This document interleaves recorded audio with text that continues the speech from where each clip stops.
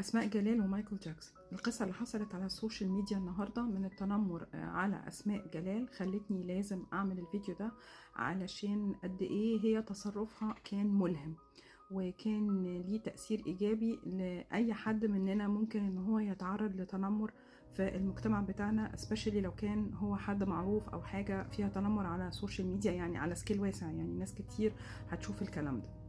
أسماء جلال ممثلة مصرية شابة شطورة وناس كتير بتقول إنها حلوة، لكن مؤخرا لما تنمروا عليها وقالوا إنها شبه مايكل جاكسون وما اكتفوش بكده، بل بالعكس هم عملوا كمان إيديت لصورتها جنب صورته، وعملوا ميرج للشكل بحيث إن هي تبقى مايكل جاكسون.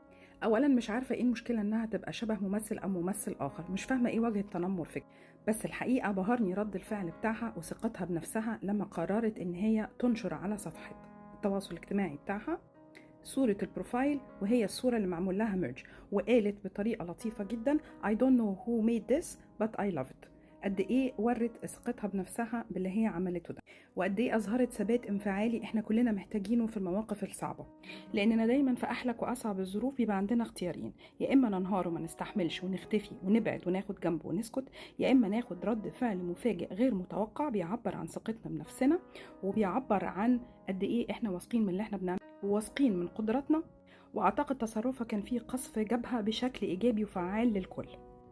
تصرف أسماء جلال وصل المتابعين بعد التنمر والسخرية إنهم أعجبوا برد فعلها وتفاعلوا معاها على الصورة وعلى ثقتها بنفسها والبساطة اللي أخذت بيها الموقف.